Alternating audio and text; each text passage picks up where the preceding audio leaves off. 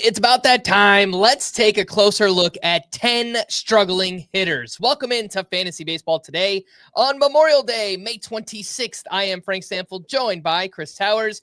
Hope everybody is enjoying their Memorial Day weekend. Not your usual weekend recap. We're recording this a few days in advance, but we will be live again on Monday night to recap everything from Friday on. So there's going to be a whole bunch of stuff to talk about, I am sure.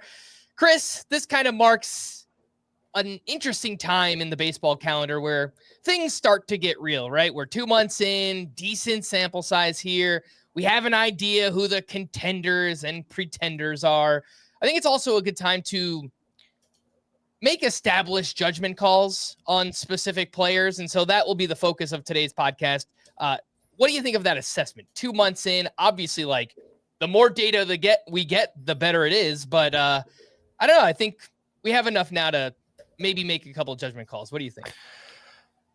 Yeah, I'm still, I think, going to be less willing than perhaps most of our listeners want to draw sweeping conclusions about some of these players.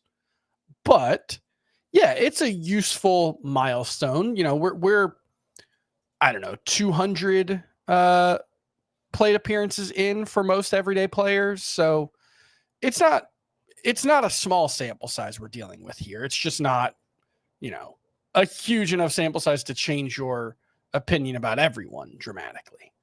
And I think that's the right approach. Like you do want to have a process and you want to stick to that.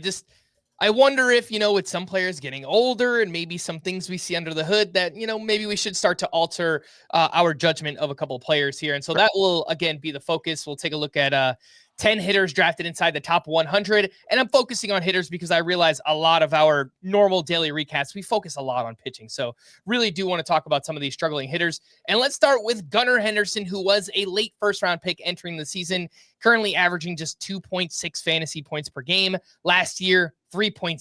So he's gone from an elite player to, you know, kind of an average player so far. As of recording this, again, it's like Thursday afternoon, 257, 7 home runs, 4 steals, 762 OPS. That's like a 28 homer, 16 steal pace. Again, it's okay. It's just not what we were expecting. He started the season on the IL with that intercostal strain, and I figured he would get off to a slow start, but, you know, this has been going on for quite some time now, Chris. So where are you at on Gunnar Henderson? And where is he on the bounce back-o-meter? Let's do that. 1 to 10. How likely is he to bounce back and get back on track? 8 on that one.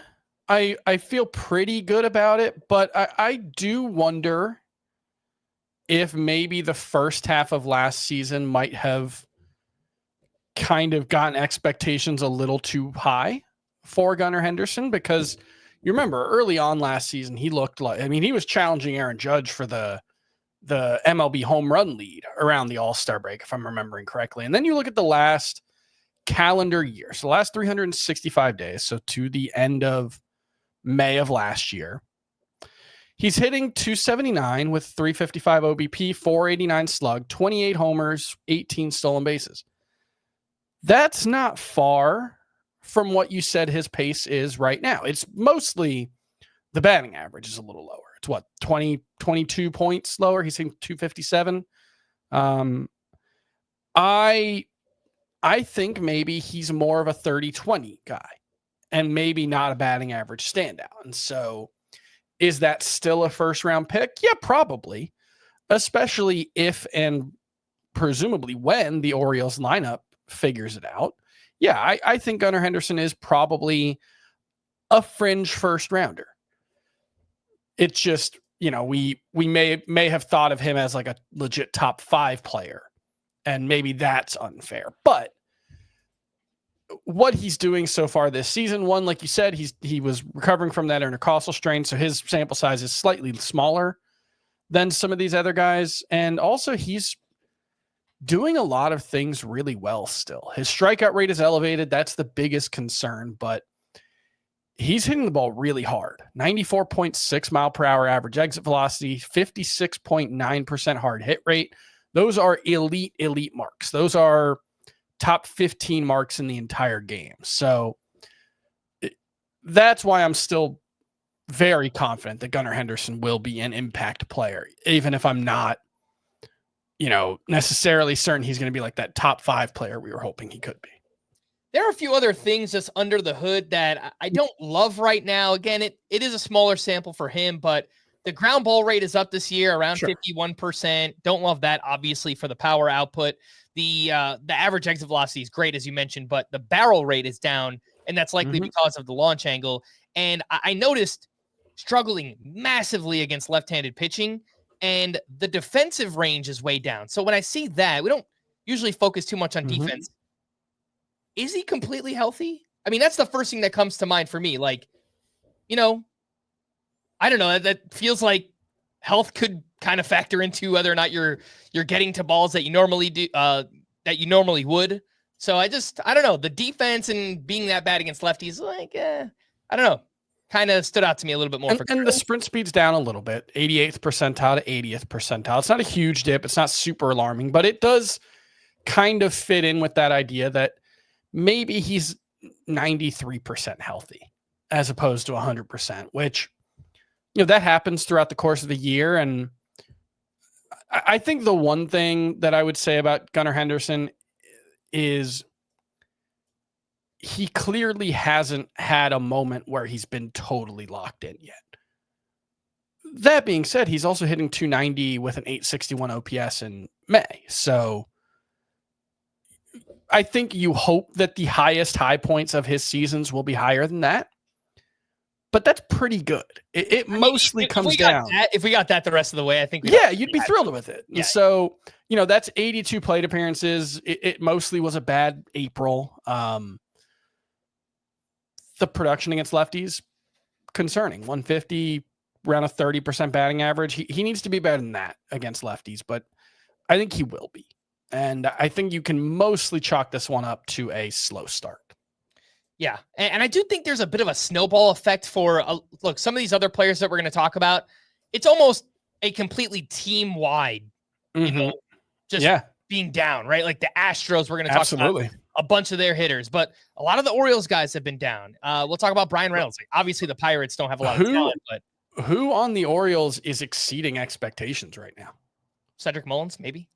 I mean, he certainly was for a while, but I'm not even sure that's true anymore. He's got he's got a 351 WOBA, but that's still very good. Ryan O'Hearn is probably exceeding expectations. Ramon Laureano. And they've been without Jordan Westburg, which doesn't help. So. And then Jackson Holiday, depends where your expectations were, I suppose. But this is definitely one where the dropping tide is dropping the boats. I don't know what the opposite of that metaphor would be, but yeah, I still look. I don't think the Orioles are making the playoffs. I don't think any of us picked the Orioles to make the playoffs coming into the season, but I don't think this is one of the worst teams in baseball. The pitching's pretty bad. I would still bet on this being a top 10 offense the rest of the way. All right, let's move over to Jose Altuve, who had an ADP of 46.2 entering the season. He is currently the 177th overall player in Roto, averaging just 2.1 fantasy points per game. 35 years old, it kind of raises some alarms there. Hitting just 238, 4 home runs, 4 steals, a 629 OPS. Plate discipline looks pretty similar to last year, but quality of contact stuff looks kind of bad. Expected stats have kind of plummeted as well. Being older, maybe changing positions has had kind of a psychological effect as well. Chris, where are you at on Altuve, the bounce back-o-meter, 1 to 10? I still feel okay about this one, but I did do a pretty significant drop in my rankings for Jose Altuve this week. I just finished that up as we're talking, and he's still, top 3 at second base, I believe, but I moved him down a decent amount in the overall rankings just because it's gone on long enough that I can't just totally write off the idea that this is just a breaking point for Jose Altuve, because the last couple of seasons he has put up pretty bad underlying metrics, but has been able to overcome that thanks to, 1, a ton of contact, which he's still making an above average amount of contact, but 2, a really optimized swing to take advantage of that short porch in left field. And that's what has really gone away from Jose Altuve this season. His ground ball rate is up to 54%. That's the highest of his career by far. And his pulled air rate is down to 18.7%. That is more than an 8-point drop from last season. It's the lowest since 2020. And he's hitting a ton of infield fly balls, which was also what we saw in 2021. So what we're seeing now is not just more ground balls, but also a lot more meaningless, valueless fly balls. Those weak fly balls, infield pop-ups, whatever you want to call them. That all looks pretty bad. He has a long enough track record that I don't want to just write it off and say this is who he is forever, but 35 years old, it might be. I think we're starting to reach that point with Marcus Semien, where I don't know if I can't remember if we were going to talk about him later, but we have Marcus Semien on the list. And that maybe we just get into it now, but that's another one where, unlike with Altuve, this is now 8 straight months, basically, of Marcus Semien being not just not who he was before, but a pretty legitimately bad player. He hasn't had an OPS over 800 since last July, and that was the only month of last season where he had an OPS over even 767, which was what it was last April. So this is a pretty extended cold stretch, if that's what we want to call it, for Marcus Semien, to the point where, I do think we have to consider the possibility that he is just not that guy anymore.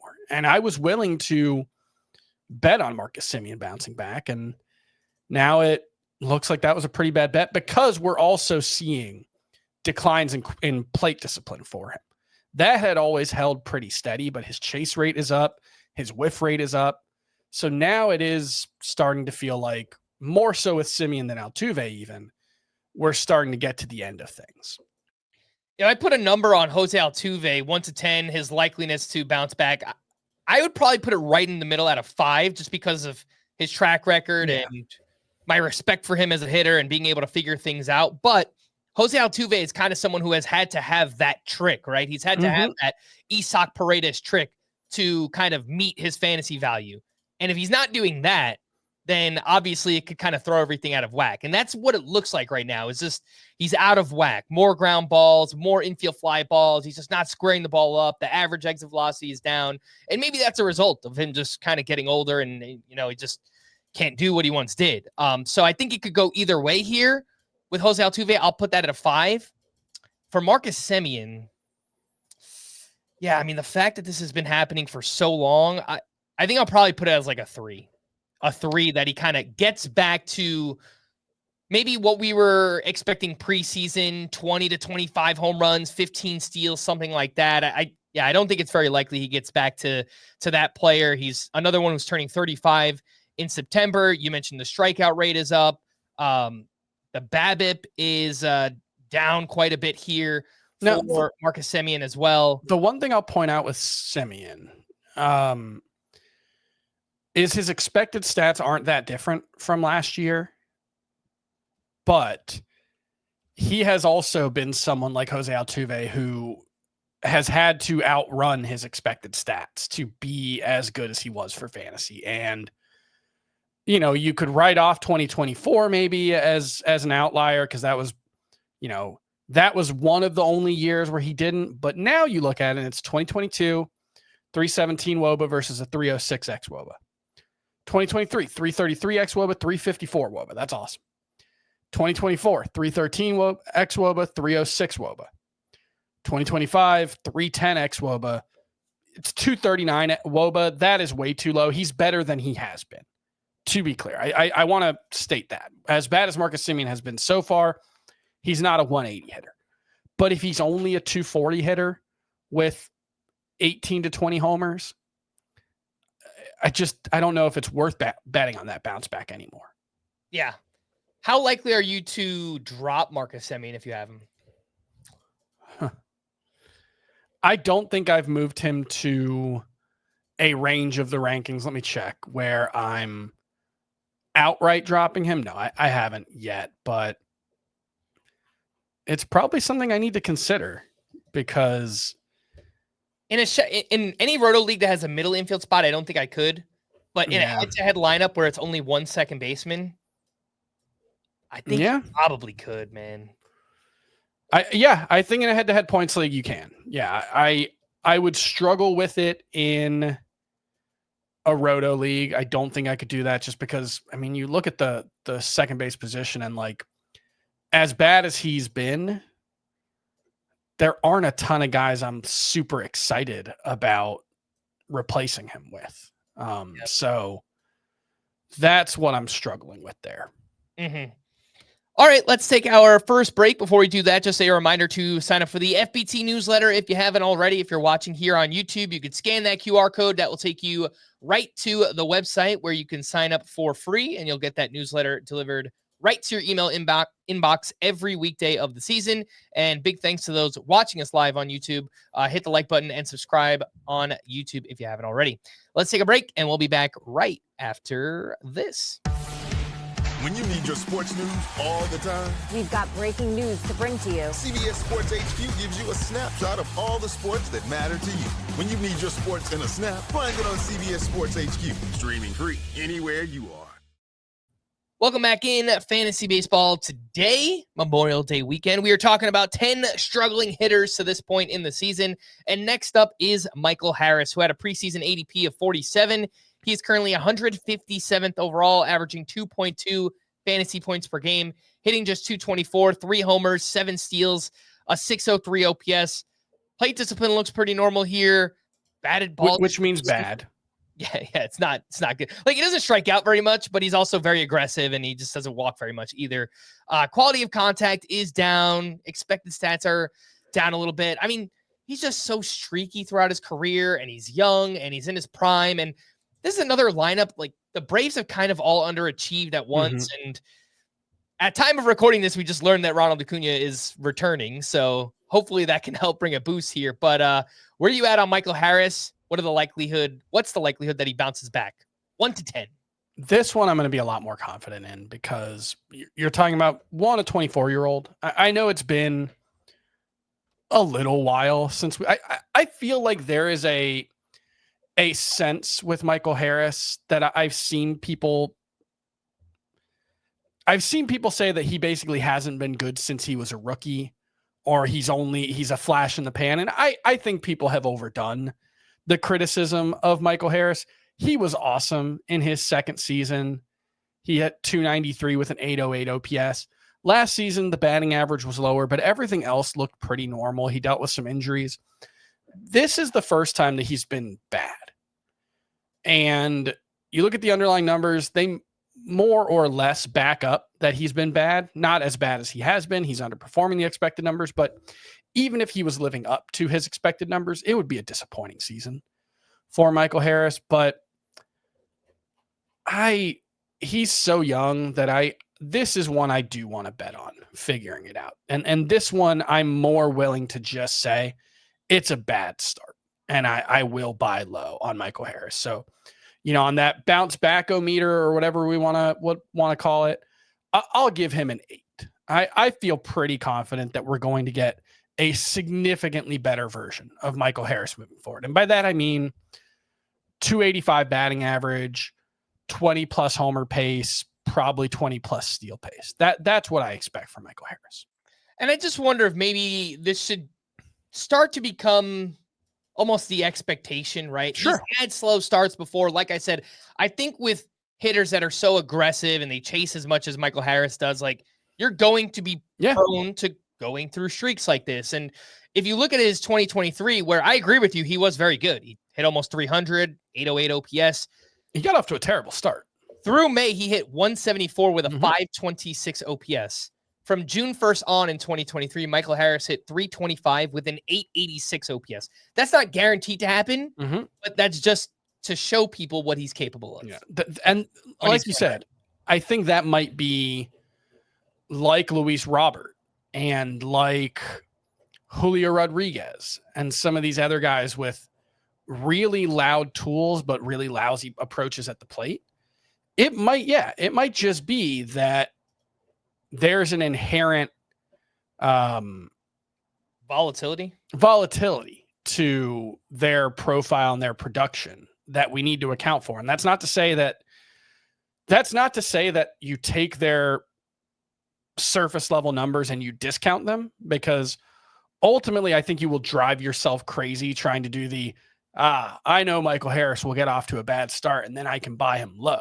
That's not how you should approach it, because it's potentially just as likely that one of these years he gets off to a crazy good start and then slumps in the second half. It's not always going to be the same shape. And so I think it's fine to view him as an inherently volatile player. And if you don't want to ride that ride, I think that's totally reasonable. But I'm significantly less concerned about Harris than everyone else we've talked about so far, while acknowledging that maybe like the first round upside expectations were unrealistic. Mm-hmm. I agree with your assertion of Gunnar Henderson. You gave him like an 8 on the bounce back meter. I think I'd give Michael Harris like a 7. I feel really good about that. Getting back on track, and he's a player I would be buying. Gunnar Henderson, obviously, if you can buy. I mean, I don't know that anyone's selling low on him. The other 2 second basemen, I'd be a little bit more hesitant to maybe buy low on those 2. Let's talk about Brenton Doyle, who had an ADP of 73 entering the season. He's currently 188th overall, averaging 2.2 fantasy points per game. Dealt with some quad soreness earlier in the season. Also had a devastating personal loss off the field, and something we don't really talk about, and we often forget, like, these guys are human. Obviously, something like that can affect anybody. And, I mean, if we were just working and going through something like, it would affect us, but, we're not professional baseball players, so you can't notice it. But I think that's totally reasonable. And, there were some questions about Brenton Doyle coming into the season. Obviously, had only done it one time. But the thing that we liked most last year, he lowered the strikeout rate. The plate discipline looked good. Looks really good once again. All the batted ball stuff is there. He's underperforming his expected stats. The Rockies are another team. It's just all around. The vibes are terrible and they're a bad team. But this is what I actually feel pretty good about Brenton Doyle getting back on track. How about you? Yeah, the vibes, good word. The vibes might just be so rotten in Colorado that everybody just stinks all season. That was Luis Robert last year. Yeah, right? We saw it with the White Sox last year. Just nothing worked for anyone, basically. Like, did anyone on the White Sox have a successful 2024 season? Garrett Crochet, that was about it. I can see that, that personal, that human side of the game being hard to account for, and maybe that happens with Brenton Doyle. Obviously, the off-field stuff with his family, that's incredibly difficult to come back from as well, and to work through. But from a baseball perspective, I will point out that from 2015 through 2024, 61 Rockies hitter seasons with at least 400 plate appearances. 48 of them saw those hitters outperform their expected WOBA, which is what you should expect, because StatCast isn't trying to account for the effects of Coors Field and the way it inflates offense. This season, 7 Rockies have reached 100 plate appearances, and only 3 are outperforming their expected WOBA. You would expect 5 based on history. Brenton Doyle's underperforming by 57 points, which would be, I believe, the second biggest underperformance in the StatCast era for a Rockies hitter. So this feels like a pretty clear buy low that, obviously we don't have a super long track record of success, but Brenton Doyle remains one of the best outfielders in baseball, remains a premium athlete. He's hitting the ball harder than he did last season. The quality of contact, just about as good overall. Strikeout rate, like you said, right where it was last year, actually a tick lower even. So I think of everyone we've talked about, obviously Gunnar Henderson's a better player. But of everyone we talked about, I think Brenton Doyle living up to his ADP the rest of the way is maybe the one I'm the most confident in, because all of the under the hood stuff looks more or less like it did last season, in a place where you should expect him to at least live up to his expected stats, if not surpass them, as we have seen so many times in Coors Field history. So if you put a number on that, Chris, or we going Let's say 9. 9? All right. Yeah. 9 on Brenton Doyle. Let's go. Let's pick up the vibes in Colorado. Let's get things going here. I mean, I'm not going that far. I think the vibes are going to remain rotten. But I think Brenton Doyle will be better. Performs, then, I don't know. Maybe they'll win a couple games. The vibes will be moderately better. Yes. Let's get into the Astros, where the vibes also look not as bad as the Rockies. No one's that bad. But, the vibes haven't been so great either. Christian Walker, ADP of 78 entering the season. He's currently 209th overall, 1.9 fantasy points per game. Another aging player here, age 34 season, had the left oblique injury during spring training. You figured he would get off to a slow start. But as I mentioned with Gunnar Henderson, at some point, you got to get over that, or at least you would hope so, and think that he would get back on track. But, it's 199 batting average, 5 homers, 607 OPS. The ISO each of the previous 3 years for Christian Walker was up over 215.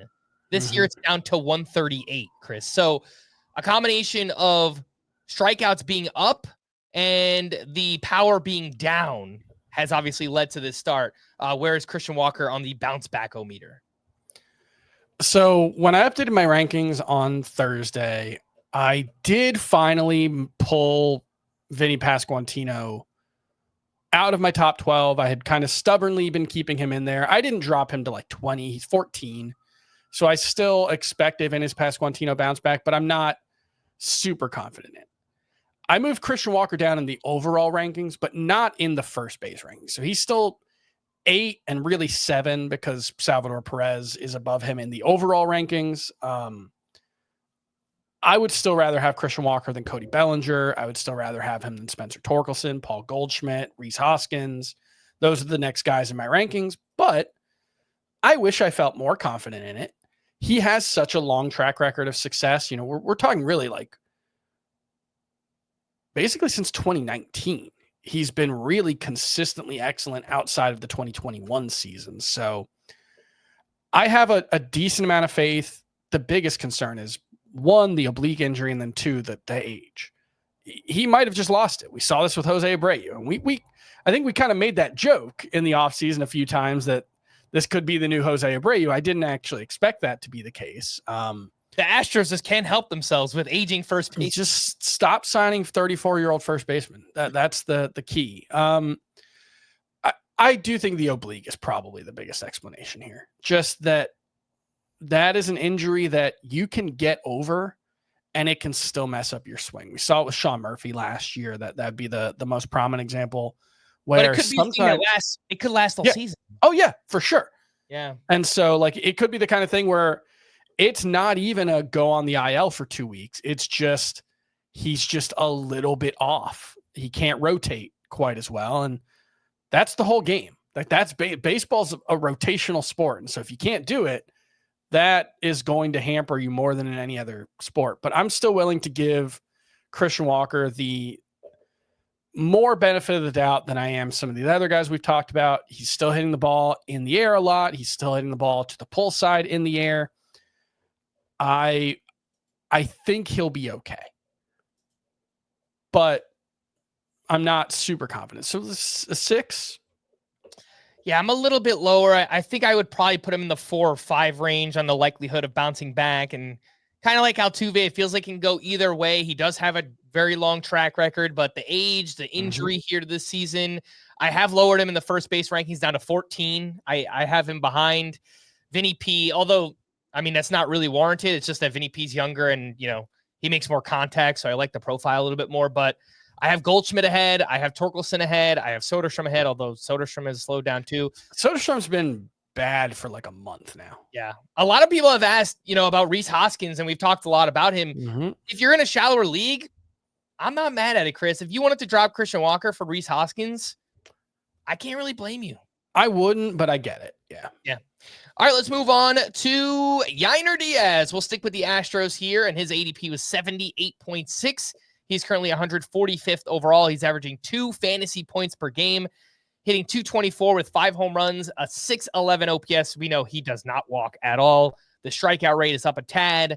The line drive rate is way down this season. The fly ball rate is way up. Maybe he's trying a little bit too hard to hit for power this season.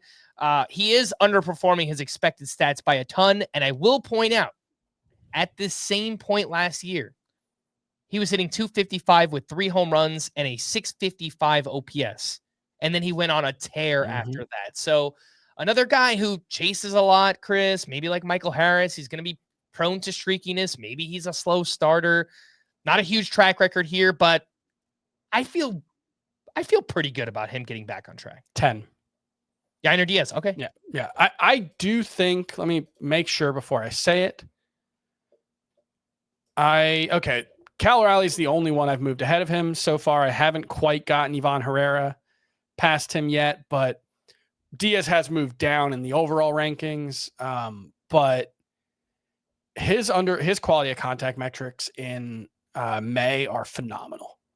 He has a 308 expected batting average and a 552 expected slugging percentage in the month of May. So he was bad in April and deserved to be bad. He had a bad approach and bad skills. May, he's looked exactly like what you want him to. So I think he's going to play up to his expected WOBA. I think he's going to be an impact bat moving forward. That being said, I thought he was overdrafted this spring. He was going like around the 60th pick in some of those NFBC drafts. He was the number 2 catcher in a lot of drafts. I thought that was too much. And in points leagues, he's always been closer to fringe, even when he's hot, because he does not walk at all. He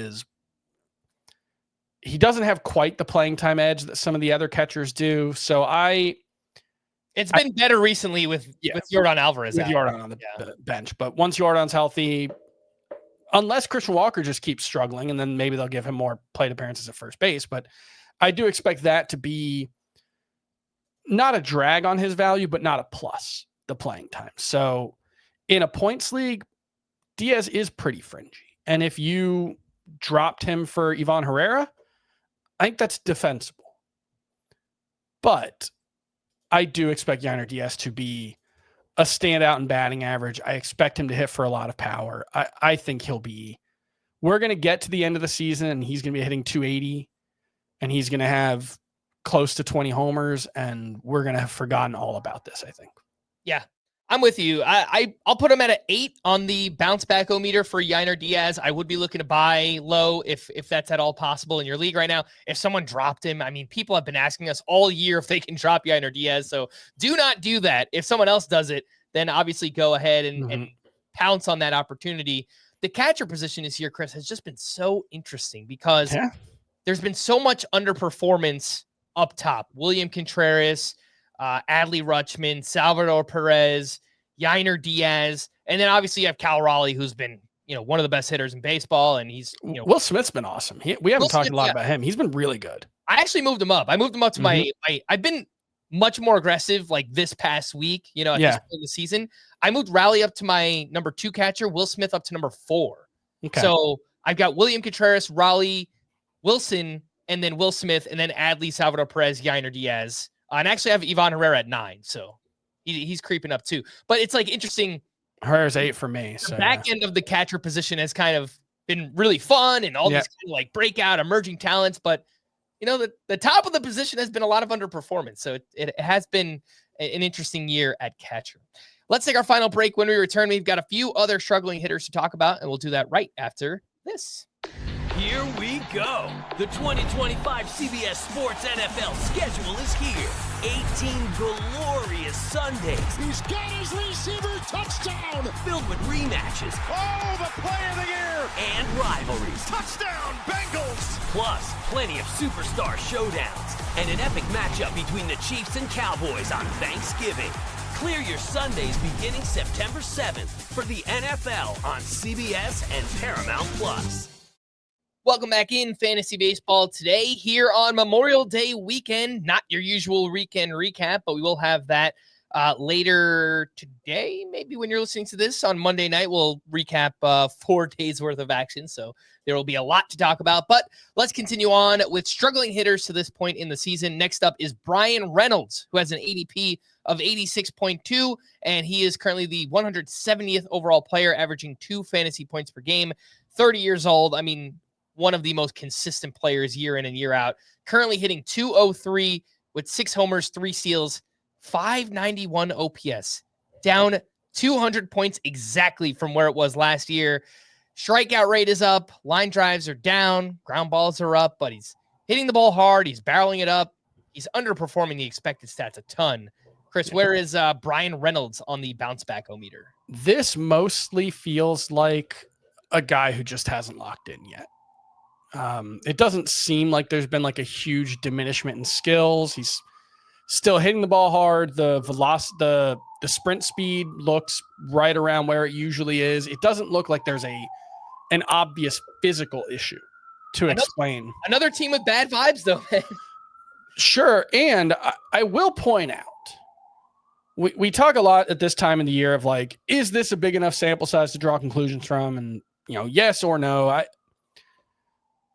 His last 100 games, dating back to the start of August of last year, that's exactly 100 games as of Thursday at 7:05 p.m. I have no idea if the Pirates are playing Thursday, whatever. He has a 656 OPS over his last 100 games.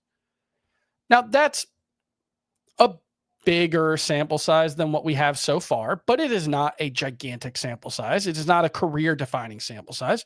Lots of guys have 100-game samples where they look like a much diminished version of themselves and then pull out of it. And Bryan Reynolds, I feel pretty confident that this is not even the worst 100-game stretch of his career, because these things just happen sometimes.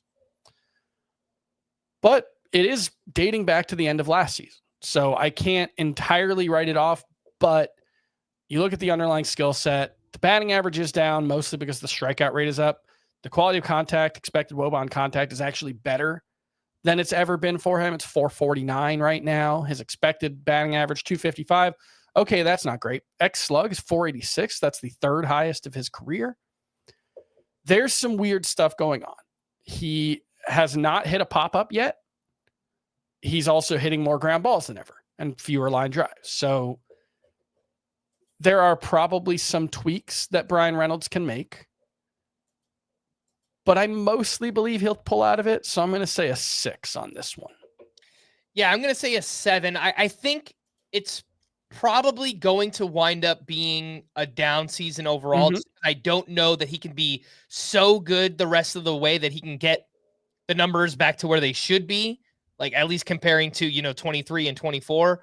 But maybe it winds up being, 250, low 20s home runs, like 6 to 8 steals, something like that.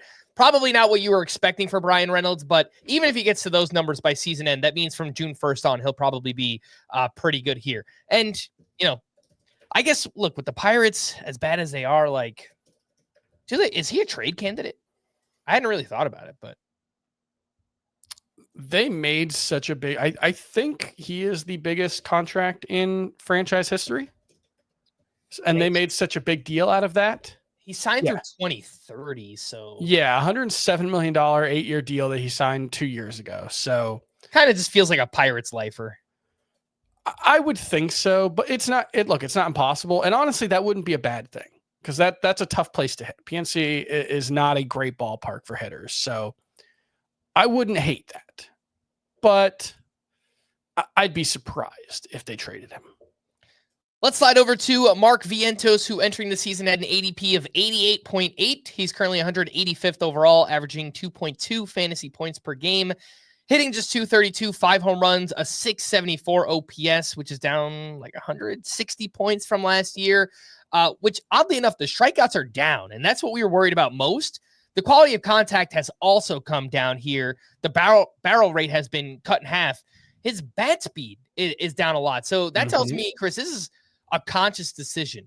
Like, he's trying to make more contact, and it has affected him. And I don't know if he's just having trouble getting back to the player he was last year, where he's swinging harder and just kind of swinging for the fences, because that feels like the player Mark Vientos was always supposed to be. And now he's kind of made some changes here. And frankly, I think he's just kind of all out of whack. So what's the bounce back meter? And would you actually be looking to buy on him?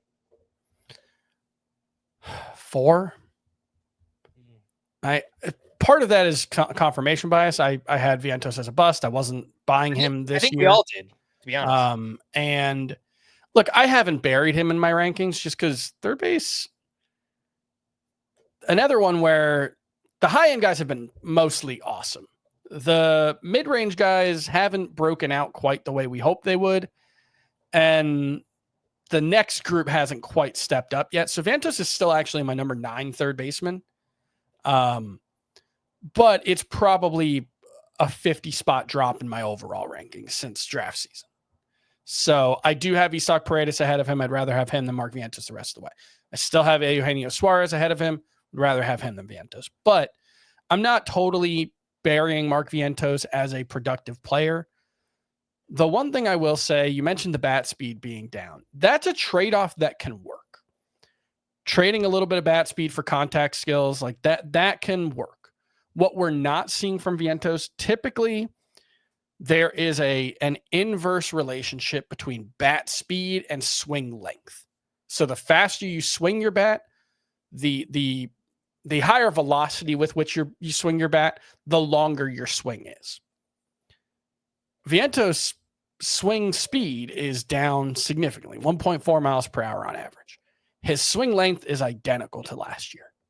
And so that's where it's concerning, because he's not getting those, the quicker to the ball gains that you would hope for to trade some of that power, some of that damage for contact skills. We haven't seen that yet.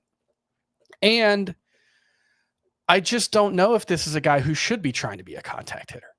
Lean into your natural strengths as a hitter. And we've seen a couple of Mets guys have this problem. Vientos was one of the big exceptions last year where he did make that jump, but Brett Beatty has struggled to make that balance. Francisco Alvarez is another guy that they've talked a lot about, like, we want you to hit for contact and then the power will come, and he's not doing either. That's kind of where we are with Mark Vientos, where, yeah, he's making a little more contact. The plate discipline's still bad. So I just don't think he's ever going to be a contact hitter. I think he's a guy who has to sell out for power, and the fact that he's not doing it right now is concerning. And the fact that I didn't believe he was as good as he was last year makes me less inclined to believe he's going to bounce back. Yeah, I dropped him a little bit lower in the third base ranking, so I have him down behind Matt Chapman. Michael Garcia. Michael Garcia has looked so good this season. And this is more so for Roto. But Garcia steals bases. He hits the ball hard. He looks like he's taken a legit step forward. Royce Lewis, I have ahead of him. For as long as he's healthy, I struggling with that one. Yeah, still think he's a more talented player. And Jorge Polanco, not exactly sure that I buy everything that he's doing, but we're 2 months in, and he kind of looks like Polanco from 3-4 years ago. Maybe he's finally healthy. So, yeah, I've been a little bit more aggressive with moving guys up and down, and Vientos was one of those. One of them that I have not lowered yet is Junior Caminero, who, look, he's been so he hasn't earned the song. He's looked so bad, we can't even play the sound drop anymore. In May, it's a sub 500 OPS for Junior Caminero. Just so many ground balls. The quality of contact is actually now taking a little bit of a step back for him. But his ADP was right around 90. He's 142nd overall. Not a terrible season, but he's a player I get a lot of questions about, Chris, because people have these sky-high expectations. They see him dominating the Dominican Winter League and hitting these massive home runs and huge home runs in spring training, and he's 21 years old. I totally get it. I wrote him up as a breakout too. He still has 8 home runs. He has 3 steals, but the plate discipline is not good. The batting average, the OPS, not there for Junior Caminero. Is he someone that you expect to get back on track here, and would you be looking to buy? I do expect him to be better. And I think there could be a world in which someone drafted him too high and is just panicking and trying to get something for him. And maybe there's an opportunity to buy there. But I had reservations. I don't want to say I had doubts about Caminero, because I think the talent is there. But we go through this a lot. We did it with Vlad Jr. for a while, where we kept expecting that huge leap, and it finally did happen, but it took a couple of years. And that might just be the case with Junior Caminero. He's still so young, 21 years old. The comp I made preseason, the guy that he I get accused a lot of not watching the games and being too into my spreadsheets and stuff, but when I watched Junior Caminero, what he looks like to me is a young Marcell Ozuna. And it was a very similar thing. Marcell Ozuna was not the prospect that Junior Caminero was, but he was a guy who had really obvious skills, hit the ball hard, had a good swing. The problem was he had a very, I think the best way to describe it was a very loose swing. That like kind of one-handed finish where I think the problem Marcell Ozuna had a lot was just when he connected right, it was beautiful. But he just, I don't know if he had too much movement or he just didn't time his swing right. Whatever it was, he was very inconsistent. He hit a lot of balls hard on the ground or he would get a little too under or whatever. And so that might be where Junior Caminero is right now in his development path. And I think one stat that we don't talk a ton about because I don't think it has a ton of value in and of itself, but it's launch angle swing sweet spot, which is basically the percentage of your batted balls that are within a certain range of launch angle. And he is in the first percentile in that. And so what that tells me is it's a lot of grounders and a lot of fly balls, but particularly like Pop-ups. Yeah. Like not infield fly balls, but fly balls that have no chance of doing anything. Those kind of medium fly balls. And I think that's probably what we're seeing with Caminero is just a little bit of inconsistency, a little bit of, like I said, looseness in his swing. And once he tightens up, whether that's, a better cue for a certain type of pitches or just improving his plate discipline, improving his pitch recognition, whatever it is, because he does chase quite a bit as well. Whenever he figures that out, it's going to be really impressive. And I think Vladimir Guerrero has had some issues with this as well. Mm-hmm. And it's kind of visually a sort of similar swing where it's a really high effort swing with a big follow through. And it could be that there's just a little bit of that inherent inconsistency or volatility to his swing that when it's locked in, it looks really good. And when it's not, it looks like it does right now. But it's still a bet on talent, and it's still obvious how talented Junior Caminero is. He is one of the fastest swing in baseball right now. He hits the ball really hard. When he gets into one, he can send it a mile. I'll still bet on that talent as long as, in the preseason, it was like starting to be top 60 picks, top 70 picks. I didn't like that. Mm-hmm. He was always more around the 80-ish mark. I've moved him down a little, but I still want to bet on the talent here. Yeah, he's so insanely talented, and I get that people are impatient. And look, the May has been really bad. Yeah, for Caminero, 180, 479 OPS. It's just there are no way I'm dropping him. To be clear, no. And I wouldn't be trying to sell low. I would be looking to buy low. It's just he is a really aggressive hitter, and that's kind of been a theme with some hitters we've talked about today, where I think A, there could be some streakiness to him, and B, as great of a hitter as he is, his swing is still not optimized for power. And you see that in the launch angle sweet spot, which you mentioned. There's too many ground balls there. He also hits the ball to all fields, which in George Steinbrenner Field this season, that actually might work because obviously they have the short porch in right field. But he's someone who just kind of hits to those power alleys. And we've talked more about that in recent years where, not as likely to hit home runs. Like maybe it's double power type thing, and you kind of see it in the slug, but not in the home run power. But he'll get there. Like he's 21 years old, right? So we do have to kind of remind ourselves of that with Junior Caminero as well. Look, Josh Young is still available in some leagues. Max Muncy is available in a lot of leagues, and he's really hot right now. He's wearing glasses. That's been very helpful.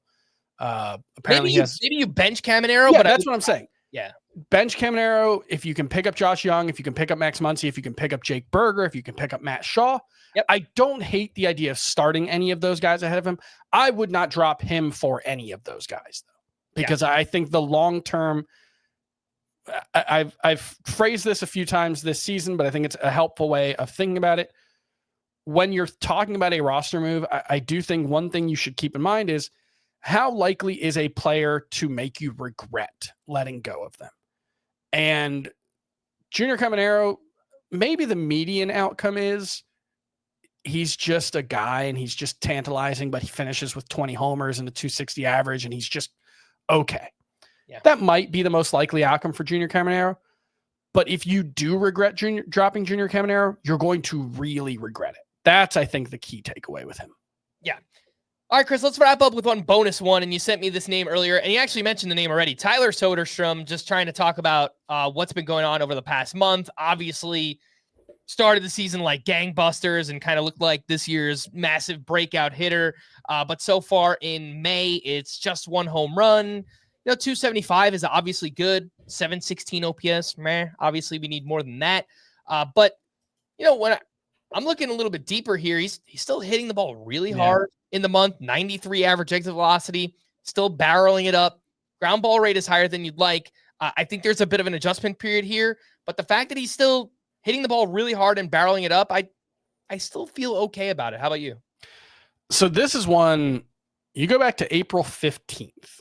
I think he had either a 2-homer game on April 15th or 1 home run, and he had a 2-homer game a couple games before that, but he was red hot to start the season. Since that day, he's hitting 256 with a 660 OPS. That is really bad. Bad. The underlying stuff is still pretty good, though. Over the last 50 plate appearances, it's a 361 expected WOBA. Over the last 100 plate appearances, it's a 350 expected WOBA.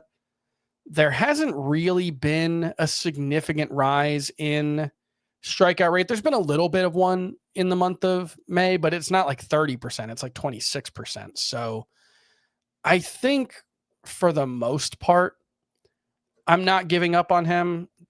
I'm a believer in the underlying data having a lot of predictive value. He is underperforming there, and we expect that to be a good park to hit in. So Sacramento, not a park you would expect to be a drain on expected stats. So I mostly believe Tyler Soderstrom is going to be a good hitter moving forward.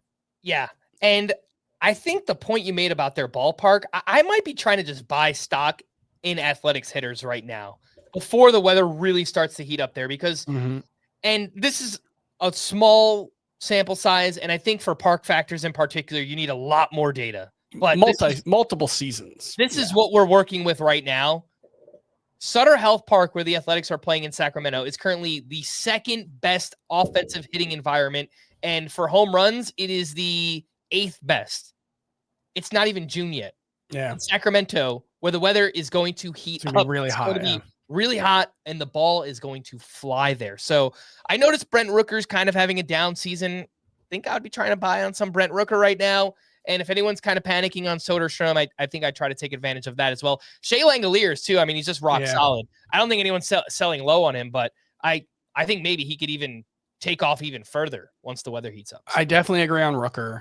That one, the quality of contact, the underlying stuff looks almost as good as it did last year. He's cut his strikeout rate a little bit, and there's been a little bit of loss of quality of contact, but nothing alarming. 372 expected WOBA. You should expect him to at least hit up to his expected stats, if not outperform them. So I have very little concern with him. Lawrence Butler's the one. Notice I did not say Lawrence Butler.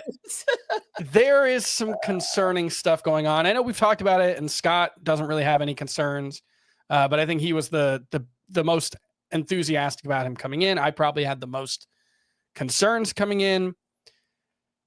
It's a 306x WOBA. So Butler plate discipline still looks okay. Not much worse than last year. He's still hitting the ball pretty hard, 92 miles per hour average exit velocity. The expected WOBA on contact has dropped from 420 to 370. And it's not exactly clear what the problem is. I think the biggest one is just he is pulling off what you don't want, which is he's pulling the ball more, but only on the ground. His pulled ground ball rate is up to 25%. 25% of his batted balls are pulled ground balls. That's bad. Those are mostly going to be outs, even in a post-shift era. And his pulled air rate has dropped from 16% to 11.5%. That's bad because a lot of your production comes on pulled air balls. So it doesn't seem like he's lost the physical tools that were so impressive, although weirdly, his sprint speed has tanked completely. He was 58th percentile sprint speed last year. He's down to 25th, which is weird because we haven't heard of any kind of injury for Lawrence Butler. But his approach, I guess, is the right way to put it, looks much worse than it did last year. And it's worth keeping in mind, it was only 2 really good months last year. So it could be that just July and August were a little bit of a fluke for Lawrence Butler. I'm not saying that definitively. I am saying he's not an active buy low candidate for me. I would agree with that. And you brought this up on the podcast last week, the fact that he is hitting very well against fastballs and just it's like 45% whiff rate against everything else. Struggling on anything else. Breaking off speed. It's just a 42% whiff rate or higher on both breaking and off speed pitches right now. Sub 180 batting average on each of those pitches as well. So that's a troubling sign right now for Lawrence Butler. All right, we're going to wrap there. For Chris, I am Frank. Thanks as always for tuning in to Fantasy Baseball today. Please make sure to follow and leave a 5-star rating on Apple or Spotify, and we will be back again tomorrow. Bye-bye.